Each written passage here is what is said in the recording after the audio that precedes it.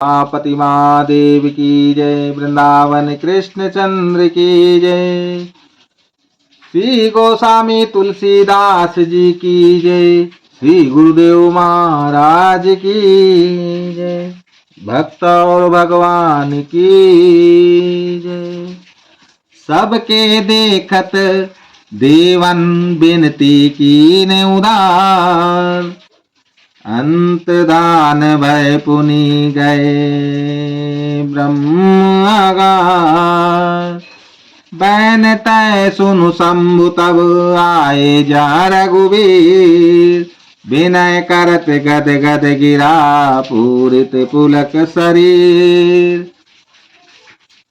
वेदों ने सबके देखते या श्रेष्ठ विनती की, फिर वे अंतर्ध्यान हो गए और ब्रह्मलोक को चले गए। काकभुसुंडी जी कहते हैं, हे गरुण जी सुनिए। तब शिव जी वहां आए जहां श्री रघुवीर थे और गदगद वाणी से स्तुति करने लगे। उनका शरीर पुलकावली से पूर्ण हो गया।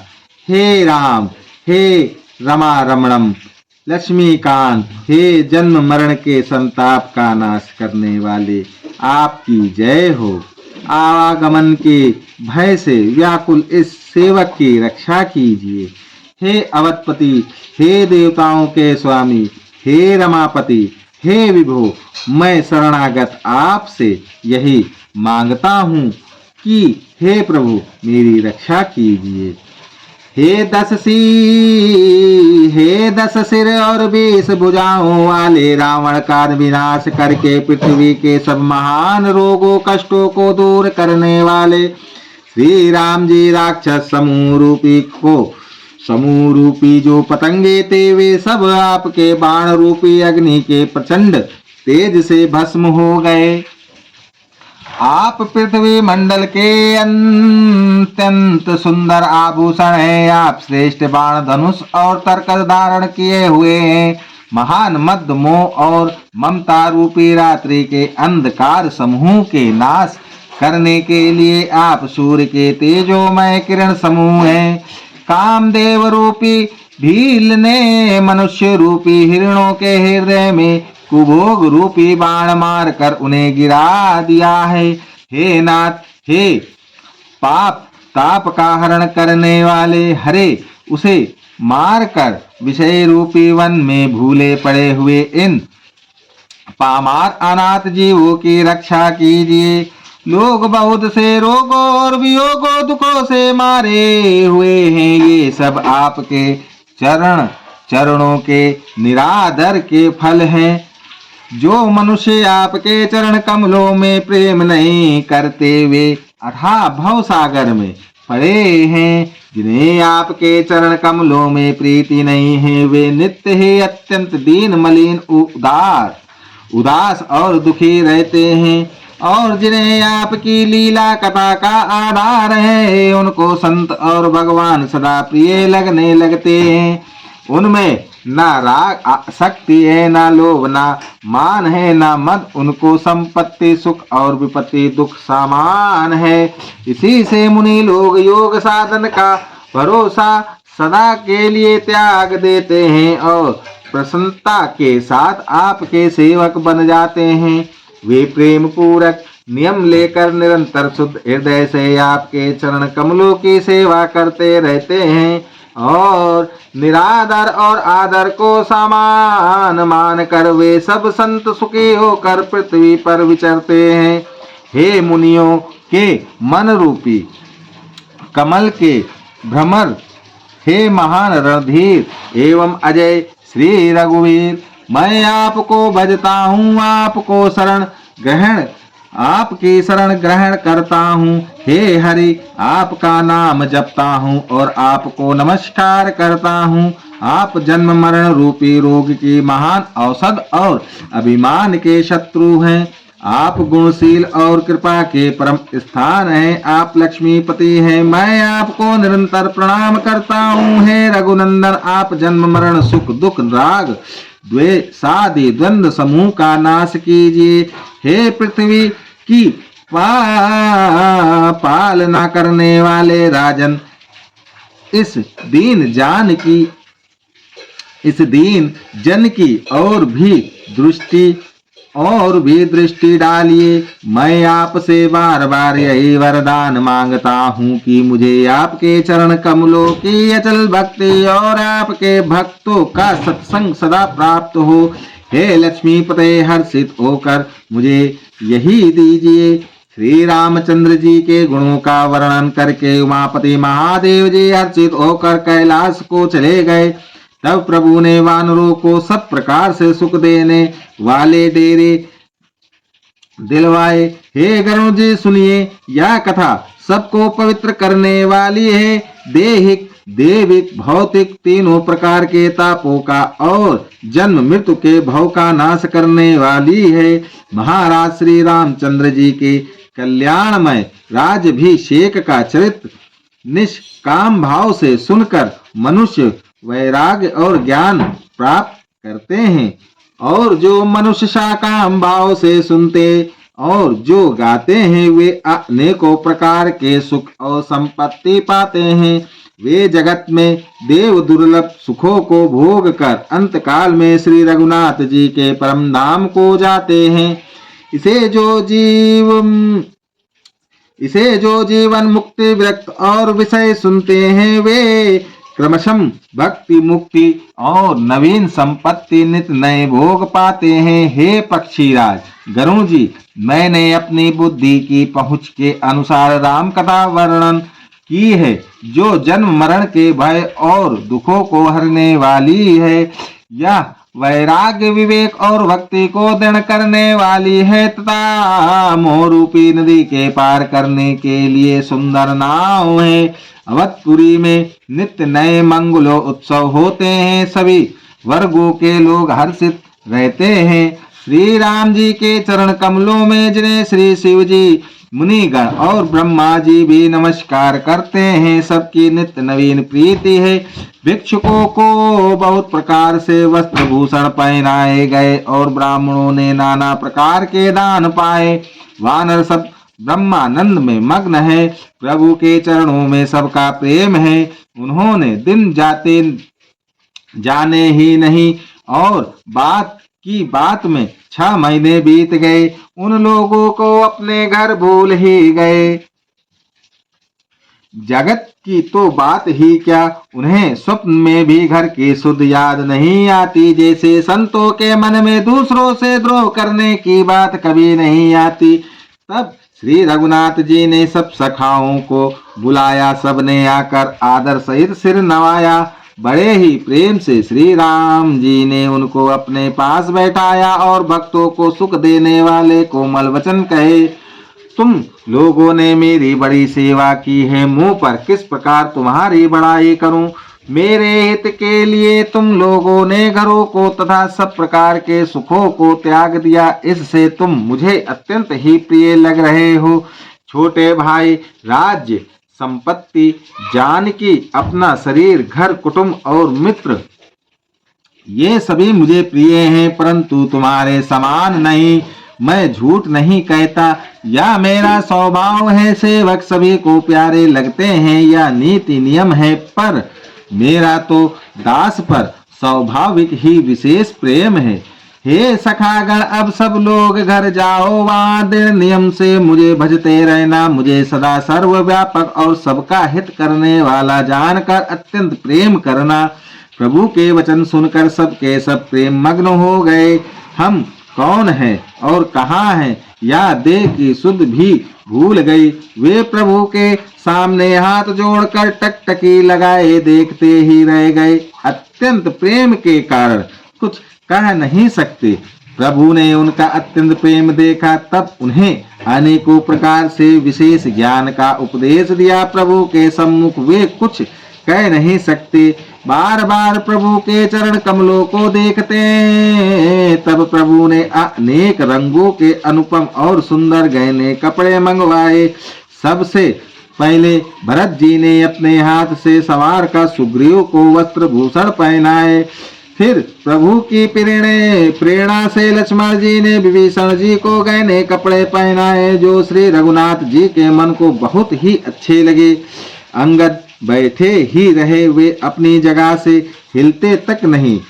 उनका उत्कट प्रेम देखकर प्रभु ने उनको नहीं बुलाया। जामवन और नील आदि सब श्री रघुनाथ जी ने स्वयं भूषण वस्त्र पहनाए। वे सब अपने हृदयों में श्री रामचंद्र जी के रूप को धारण करके उनके चरणों में मस्तक नवा कर चले।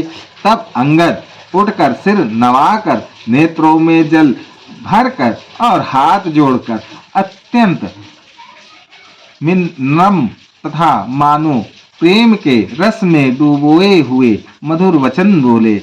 हे सर्वज्ञ, हे कृपा और सुख के समुद्र, हे दीनों पर दया करने वाले, हे आतों के बंधु, हे अनाथों के बंधु, सुनिए हे नाथ, मरते समय मेरा पिता बाली मुझे आपकी ही गोद में डाल गया था। अतः हे भक्तों के हितकारी, अपना शरण विरत बना याद करके मुझे त्यागिए नहीं। मेरे तो स्वामी, गुरु, पिता और माता सब कुछ आप ही हैं। आपके चरण कमलों को छोड़कर मैं कहाँ जाऊं? हे महाराज, आप ही विचार कर कहिए प्रभु, आपको छोड़कर घर में मेरा क्या काम है? हे नाथ, इस ज्ञान बुद्धि और बल से हीन बालक तथा दीन सेवकों को शरण में रखिए। मैं घर की सब नीची से नीची सेवा करूंगा और आपके चरण कमलों को देख देख कर भव सागर से तर जाऊंगा। ऐसा कहकर वे श्री राम जी के चरणों में गिर पड़े और बोले, हे प्रभु, मेरी रक्षा कीजिए। हे नाथ, अब या ना कहिए कि तू घर जा। अंगद के विनम्र वचन सुनकर करुणा की सीमा प्रभु श्री रघुनाथ जी ने उनको उठाकर हृदय से लगा लिया। प्रभु के नेत्र कमलों में प्रेम आंसुओं का जल भर आया। तब भगवान ने अपने हृदय की माला, वस्त्र और मणि रत्नों के आभूषण बाली पुत्र अंगद को पहनाकर और बहुत प्रकार से समझाकर उनकी विदाई की। भक्ति की करनी को याद करके भरत जी, छोटे भाई शत्रुघ्न जी और लक्ष्मण जी सहित उनको पहुंचाने चले। अंगद के हृदय में थोड़ा प्रेम नहीं था, अर्थात बहुत अधिक प्रेम है। वे फिर कर श्री राम जी की ओर देखते हैं और बार बार दंडवत प्रणाम करते हैं। मन में ऐसा आता है कि श्री राम जी मुझे रहने को कह दें। वे श्री राम जी के देखने की, बोलने की, चलने की तथा हंसकर मिलने की रीति को याद कर करके सोचते हैं, दुखी होते हैं।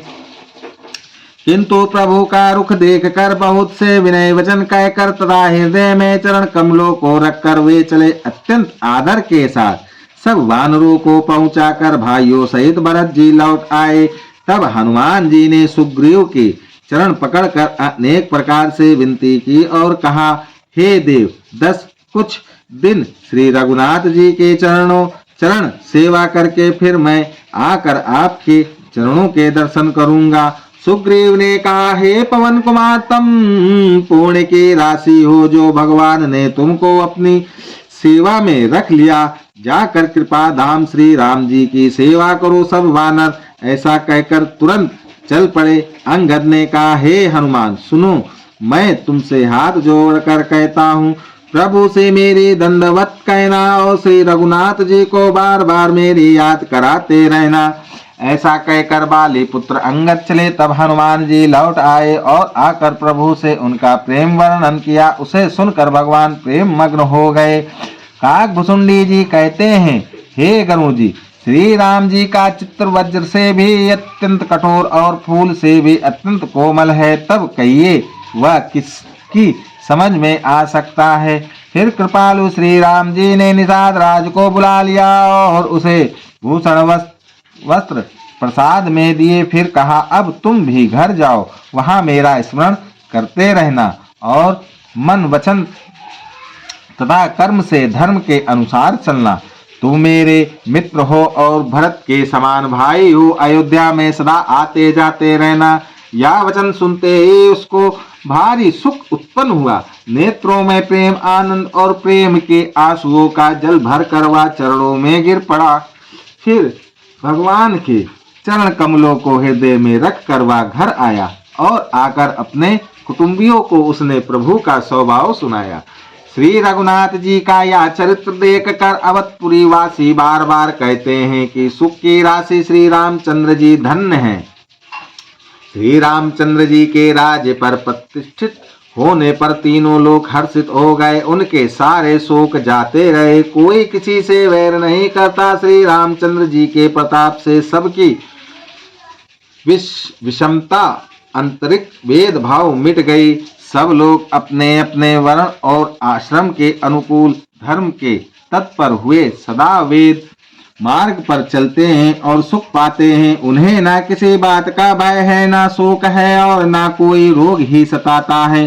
राम राज्य में दैहिक दैविक और भौतिक ताप किसी को नहीं व्यापते। सब मनुष्य परस्पर प्रेम करते हैं और वेदों में बताई हुई नीति मर्यादा में तत्पर रहकर अपने अपने धर्म का पालन करते हैं। धर्म अपने चारों चरणों सत्य शौच दया और दान से जगत में परिपूर्ण हो रहा है। स्वप्न में भी कहीं पाप नहीं है। पुरुष और स्त्री सभी राम भक्ति के परायण हैं और सभी परम गति मोक्ष के अधिकारी हैं। छोटी अवस्था में मृत्यु नहीं होती, ना किसी को कोई पीड़ा होती है। सभी के शरीर सुंदर और निरोग है। ना कोई दरिद्र है, ना दुखी है और ना दीन ही है। ना कोई मूर्ख है और ना शुभ लक्षणों से हीन ही है। सभी दम भर हित है, धर्म पारायण है और पूर्ण आत्मा है। पुरुष और स्त्री सभी चतुर और गुणवान हैं। सभी गुणों का आदर करने वाले और पंडित हैं तथा सभी ज्ञानी हैं। सभी कृतज्ञ, दूसरे के किए हुए उपकारों को मानने वाले हैं। कपट चतुराई धूर्तता किसी में नहीं है। काकभुसुंडी जी कहते हैं, हे पक्षीराज गरुड़ जी सुनिए, श्री राम जी के राज में जड़ चेतन सारे जगत में काल कर्म स्वभाव और गुणों से उत्पन्न हुए दुख किसी को नहीं, दुख भी नहीं होते, अर्थात इनके बंधन में कोई नहीं है। अयोध्या में श्री रघुनाथ जी 7 समुद्रों की मेखला कर धनी वाली पृथ्वी के एकमात्र राजा हैं, जिनके एक एक रोम में अनेकों ब्रह्मांड हैं। उनके लिए 7 दीपों की यह प्रभुता कुछ अधिक नहीं है, बल्कि प्रभु की उस महिमा को समझ लेने पर तो यह कहने में कि वे 7 समुद्रों से घिरी हुई 7 दीपमय पृथ्वी के एक छत्र सम्राट हैं, उनकी बड़ी हीनता होती है। परंतु हे गरुड़ जी, जिन्होंने वह महिमा जान भी ली है, वे भी फिर इस लीला में बड़ा प्रेम मानते हैं, क्योंकि उस महिमा को भी जानने का फल यह लीला, इस लीला का अनुभव ही है। इंद्रियों का दमन करने वाले श्रेष्ठ महामुनि ऐसा कहते हैं। रामराज की सुख संपत्ति का वर्णन शेष जी और सरस्वती जी भी नहीं कर सकते। सभी नर नारी उदार हैं, सभी परोपकारी हैं और सभी ब्राह्मणों के चरणों के सेवक हैं। सभी पुरुष मात्र एक पत्नी व्रती हैं। इसी प्रकार स्त्रियां भी मन वचन और कर्म से पति का हित करने वाली हैं। श्री रामचंद्र जी के राज्य में दंड केवल सन्यासियों के हाथों में है और भेद नाचने वालों के नृत्य समाज में है। और जीतो शब्द केवल मन के जीतने के लिए ही सुनाई पड़ता है, अर्थात राजनीति में शत्रुओं को जीतने तथा चोर डाकुओं आदियों को दमन करने के लिए साम दान दंड और भेद ये 4 उपाय किए जाते हैं। राम राज्य में कोई शत्रु है ही नहीं, इसीलिए जीतो शब्द केवल मन के जीतने के लिए ही कहा जाता है। कोई अपराध करता ही नहीं, इसीलिए दंड किसी को नहीं होता। दंड शब्द केवल सन्यासियों के हाथ में रहने वाले दंड के लिए ही रह गया है तथा सभी अनुकूल होने के कारण भेद नीति की आवश्यकता ही नहीं रह गई। भेद शब्द केवल सुर ताल के भेद के लिए ही कानों में आता है। वनों में वृक्ष सदा फूलते और फलते हैं। हाथी और सिंह वैर भूलकर एक साथ रहते हैं। पक्षी और पशु सभी ने स्वाभाविक वैर भुलाकर आपस में प्रेम बढ़ा लिया है। पक्षी कूजते मीठी बोली बोलते हैं। भांति भांति के पशुओं के समूह वन में निर्भय विचरते और आनंद करते हैं। शीतल मंद सुगंधित पवन चलता रहता है। भौरे पुष्प का रस लेकर चलते हुए गुंजार करते जाते हैं। बेले और वृक्ष मांगने से ही मधु मकरंद टपका देते हैं। कोई मन चाहा दूध देती है। धरती सदा खेती से भरी रहती है। त्रेता में सतयुग की करनी स्थित हो गई। समस्त जगत के आत्मा भगवान को जगत का राजा जानकर पर्वतों ने अनेक प्रकार की मणियों की खाने प्रकट कर दी। सब नदियां श्रेष्ठ शीतल निर्मल और सुखप्रद स्वादिष्ट जल बहने लगी। समुद्र अपनी मर्यादा में रहते हैं। वे लहरों के दीप किनारों पर रत्न डाल देते हैं जिन्हें मनुष्य पा जाते हैं। सब तालाब कमलों से परिपूर्ण हैं। दसों दिशाओं के विभाग अर्थात सभी प्रदेश अत्यंत प्रसन्न हैं। श्री रामचंद्र जी के राज्य में चंद्रमा अपनी अमृतमयी किरणों से पृथ्वी को पूर्ण कर देते हैं। सूर्य उतना ही तपते हैं जितने की आवश्यकता होती है और मेघ मांगने से जब जहाँ जितना चाहिए उतना ही जल देते हैं। प्रभु श्री राम जी ने करोड़ों अश्वमेघ यज्ञ किए और ब्राह्मणों को अनेक को दान दिए। श्री रामचंद्र जी वेद मार्ग के पालने वाले, धर्म की धुरी को धारण करने वाले, प्रकृति जन्य सत्व रज और तम तीनों गुणों से अतीत और भोगों ऐश्वर्यों के इंद्र के समान हैं। शोभा के खान सुशील और विनम्र सीता जी सदा पति के अनुकूल रहती हैं। वे कृपा सागर श्री राम जी की प्रभुता महिमा को जानती हैं और मन लगाकर उनके चरण कमलों की सेवा करती हैं। यद्यपि घर में बहुत से अपार दास और दासियां हैं और वे भी सेवक की विधि में कुशल है तथापि स्वामी की सेवा का महत्व जानने वाली श्री सीता जी घर की सब सेवा अपने ही हाथों से करती हैं और श्री रामचंद्र जी की आज्ञा का अनुसरण करती हैं। कृपा सागर श्री रामचंद्र जी जिस प्रकार से सुख मानते हैं श्री जी वही करती हैं, क्योंकि वे सेवा की विधि को जानने वाली हैं। घर में कौशल्या आदि सभी सासुओं की सीता जी सेवा करती है। उन्हें किसी बात का अभिमान और मद नहीं है। शिव जी कहते हैं, हे उमा जगजननी रमा सीता जी ब्रह्मा आदि देवताओं से वंदित और सदा आनंदित सर्वगुण संपन्न हैं। देवता जिनका कृपा कटाक्ष चाहते हैं परंतु वे उनकी ओर देखते भी नहीं। वे लक्ष्मी जी जानकी जी अपने महामहिम स्वभाव को छोड़कर श्री रामचंद्र जी के चरणविंद में प्रीति करती हैं। सब भाई अनुकूल रहकर उनकी सेवा करते हैं। श्री राम जी के चरणों में उनकी अत्यंत अधिक प्रीति है। वे सदा प्रभु का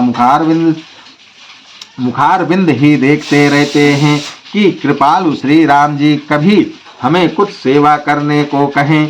श्री रामचंद्र जी भी भाइयों पर प्रेम करते हैं और उन्हें नाना प्रकार की नीतियाँ सिखलाते हैं। नगर के लोग हर्षित रहते हैं और सब प्रकार के देव दुर्लभ देवताओं को भी कठिनता से प्राप्त होने योग्य भोग भोगते हैं। वे दिन रात ब्रह्मा जी को मानते रहते हैं और उनसे श्री रघुवीर के चरणों में प्रीत चाहते हैं। सीता जी के लव और कुश ये दो पुत्र उत्पन्न हुए जिनका वेद पुराणों ने वर्णन किया। वे दोनों ही विजय विख्यात योद्धा, नम्र और गुणों के धाम हैं और अत्यंत सुंदर है। मानो श्री हरि के प्रतिबिंब ही दो पुत्र सभी भाइयों के हुए, जो बड़े ही सुंदर, गुणवान और सुशील थे, जो बौद्धिक ज्ञान, वाणी और इंद्रियों से परे और जन्मा है तथा माया मन और गुणों के परे हैं। वही सच्चिदानंद घन भगवान श्रेष्ठ नर लीला करते हैं। प्रातः काल सरयूजी में स्नान करके ब्राह्मणों और सज्जनों के साथ सभा में बैठते हैं। वशिष्ठ जी वेद और पुराणों की कथाएं वर्णन करते हैं और श्री राम जी सुनते हैं। यद्यपि वे सब जानते हैं, वे भाइयों को साथ लेकर भोजन करते हैं। उन्हें देखकर सभी माताएं आनंद से भर जाती हैं। भरत जी और शत्रुघ्न जी दोनों भाई हनुमान जी सहित उपवनों में जाकर वहां बैठकर श्री राम जी के गुणों की कथाएं पूछते हैं और हनुमान जी अपनी सुंदर बुद्धि से उन गुणों में गोता लगाकर उनका वर्णन करते हैं। श्री रामचंद्र जी के निर्मल गुणों को सुनकर दोनों भाई अत्यंत सुख पाते हैं और विनय करके बार बार कहलवाते हैं।